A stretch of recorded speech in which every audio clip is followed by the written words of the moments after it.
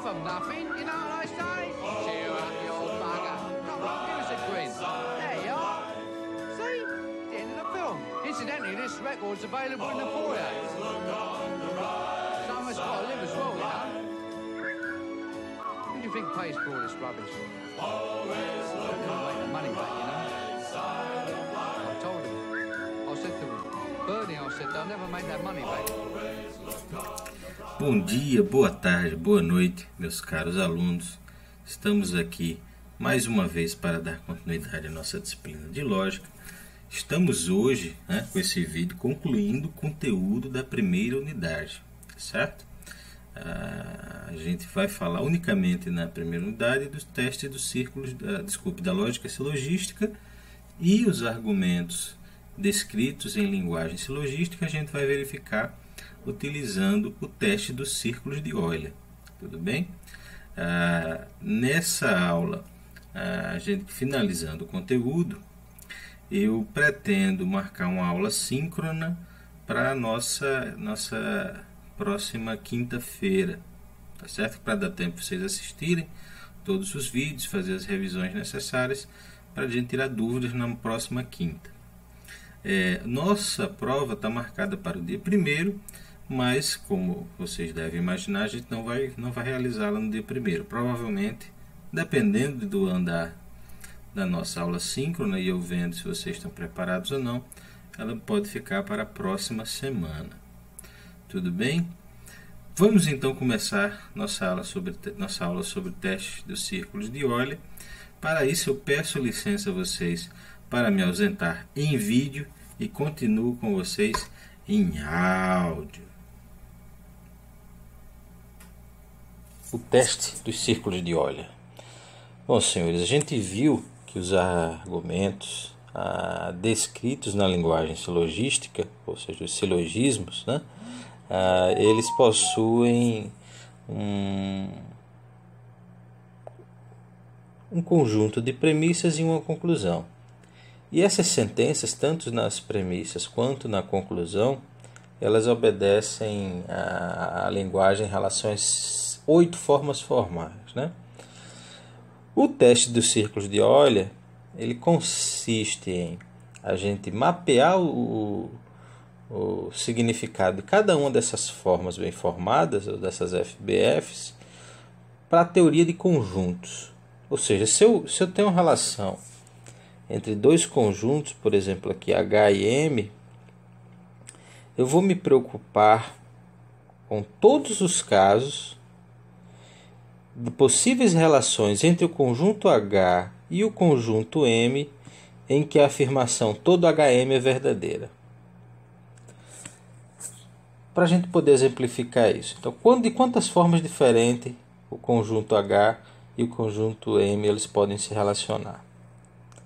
Pode ser que H e M sejam o mesmo conjunto, pode ser que H seja um subconjunto de M, pode ser que M seja um subconjunto de H, pode ser que haja apenas uma intersecção entre H e M, e pode ser que H e M não tenham intersecção alguma.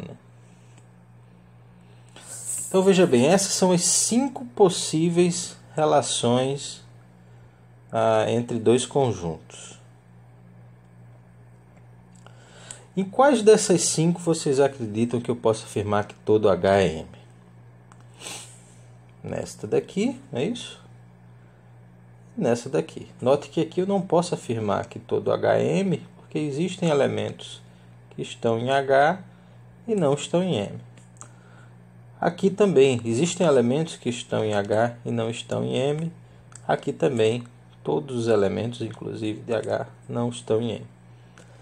Então, existem apenas aqui 2 casos dos 5 em que eu posso afirmar todo H é M. Ok? Isso a gente vai fazer, obviamente, para as demais FBFs. No caso aqui, então, para eu poder verificar a validade desse argumento, lembrando que a validade é quando, se as premissas forem verdadeiras, a conclusão também vai ser. Então me interessa saber todos os casos em que as premissas são verdadeiras e verificar a conclusão em cada um deles. Então eu tenho aqui os dois casos em que a minha primeira premissa é verdadeira. No caso, quando eu tenho uma relação entre um elemento e um conjunto, no caso aqui S minúsculo e H, o que eu tenho é que existem duas formas de relações entre esses dois conjuntos. Desculpe, entre esse elemento e esse conjunto. Eu posso afirmar, pode ser que dentro do conjunto H exista o elemento S', e pode ser que S' esteja fora do conjunto H. Obviamente, essa minha premissa daqui, ela trata-se desse caso, e não desse. Então, veja bem, eu tenho aqui o único caso em que a minha segunda premissa é verdadeira. Se eu fizer se eu explorar aqui, os casos em que as duas premissas são verdadeiras ao mesmo tempo, eu vou ter o caso aqui. No caso, se eu explorar esse daqui com esse daqui, eu vou ter o caso em que H igual a M vai conter o elemento S minúsculo. Se eu explorar agora esse caso aqui com esse aqui, eu tenho aqui que S é um elemento do conjunto H. Desculpe aqui, ficou parecendo. É um elemento do conjunto H, que por sua vez é o subconjunto de M. Então veja aqui que eu posso afirmar então que S pertence ao conjunto M aqui. Posso afirmar que S pertence ao conjunto M aqui também. Esses dois casos, esse daqui e esse daqui, são os dois casos em que minhas duas premissas verdadeiras. Então, de todas as possíveis relações entre H, M e S, apenas nessas duas, as duas premissas são verdadeiras ao mesmo tempo. E a minha conclusão também é verdadeira nesses dois casos. Sendo assim, esse argumento ele é válido. Certo? Veja bem que eles já estavam retratados aqui. Eu só estava apenas chegando ao resultado com vocês. Tá certo? Vamos para o seguinte slide. Veja bem. No primeiro momento, a gente fez essa avaliação de todas as possíveis relações entre dois conjuntos com o quantificador todo, só que a gente tem 4 formas bem formadas na linguagem silogística em que eu posso relacionar dois conjuntos. Então vamos estudar um pouquinho aqui as 4 formas que a gente tem. Vou fazer aqui uma tabela em que eu tenho aqui, por exemplo, A igual a B, é a primeira possível relação. A subconjunto de B é a minha segunda relação. B subconjunto de A seria a terceira possível relação. A intersecção entre eles, uma quarta. E por fim a última aqui, não há intersecção entre A e B.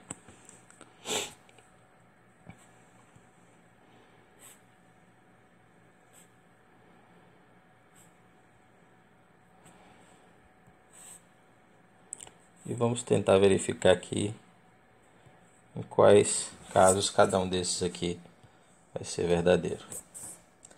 Então, a gente já viu, todo A é B, eu posso afirmar nesse caso, e eu posso afirmar todo A é B nesse caso. Nesse daqui não, nesse daqui não, e nesse daqui eu também não posso afirmar todo A é B.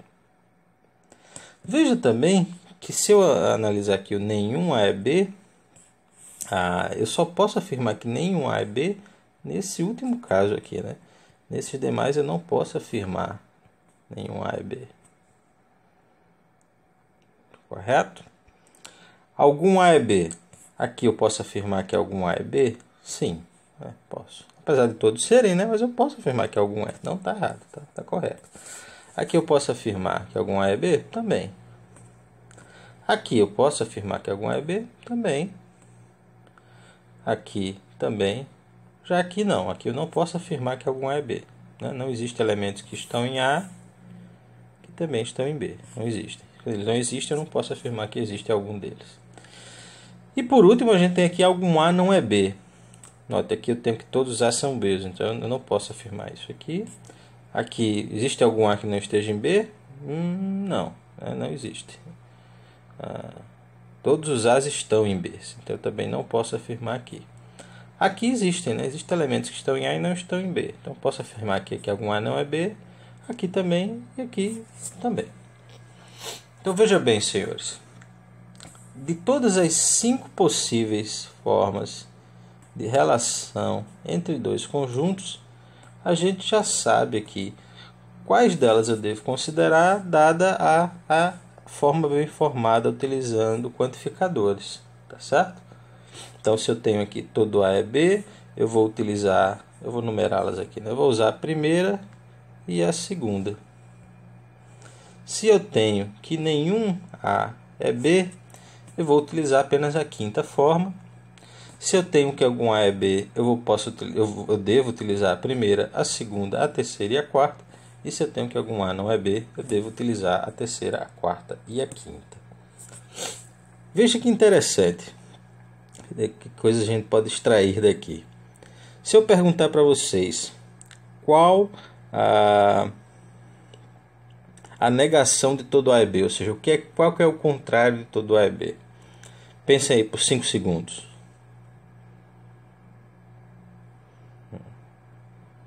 Eu não cronometrei aqui, mas eu acredito que passou algo próximo dos 5 segundos.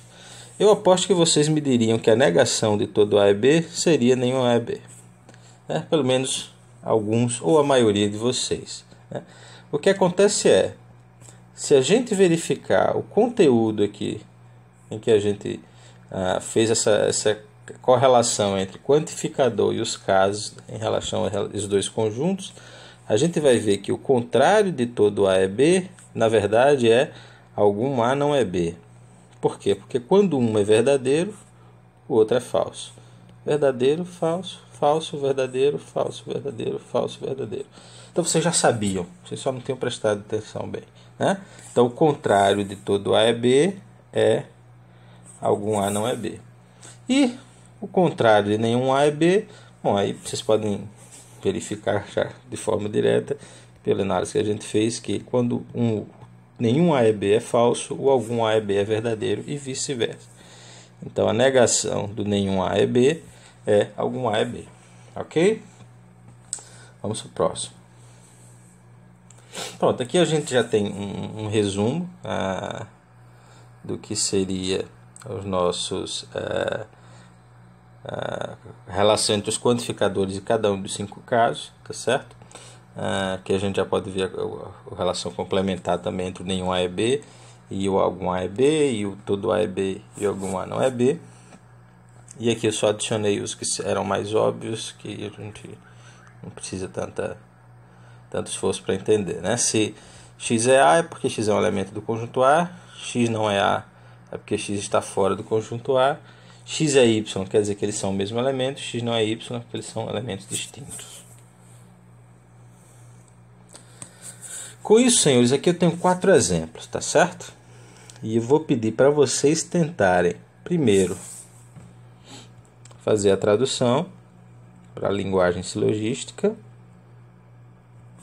e, após isso, tentar fazer o teste dos círculos de Euler, tá certo? E me informar, tentem aí me passar depois por e-mail quais vocês encontraram que era válido e quais vocês encontraram que eram inválido, tá certo? Lembre que para ser válido, de todas as possíveis combinações em que as premissas são verdadeiras, a conclusão também tem que ser verdadeira nelas. Se existir pelo menos um caso em que que a conclusão é falsa enquanto as premissas são verdadeiras, então o argumento é inválido. Aqui eu já peço para vocês resolverem alguns que já estão traduzidos também. Tentem verificar cada um deles. E por último aqui, mais alguns exercícios e leitura recomendada. Eu peço a vocês para verificar aqui no livro texto, a seção 2.8, na parte da tradução simplificada, né, que já está lá no CIGAR, a seção 2.6, e resolver esses exercícios aqui usando o teste do círculo de Euler, tá certo? Após isso, vocês podem também mandar dúvidas por e-mail, que aí talvez já na próxima aula que eu postar, eu tento responder algumas dessas dúvidas, e a gente pode também deixar algumas dúvidas para o nosso encontro síncrono que a gente vai marcar. É isso, senhores. Espero que vocês estejam acompanhando a aula. Estou tentando fazer com que elas fiquem curtas, mas autocontidas. Se ficar alguma dúvida em relação a cada uma das explicações, vocês entrem em contato. Muito obrigado pela atenção. Até mais. Valeu. Falou.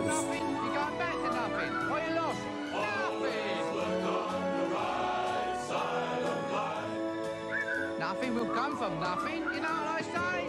Cheer up, you old bugger. Come on, give us a grin. There you are. See? The end of the film. Incidentally, this record's available in the foyer. Someone's got to live as well, you know? Who do you think pays for all this rubbish? Always look make the money back, you know? I told him. I said to him, Bernie, I said, they'll never make that money back.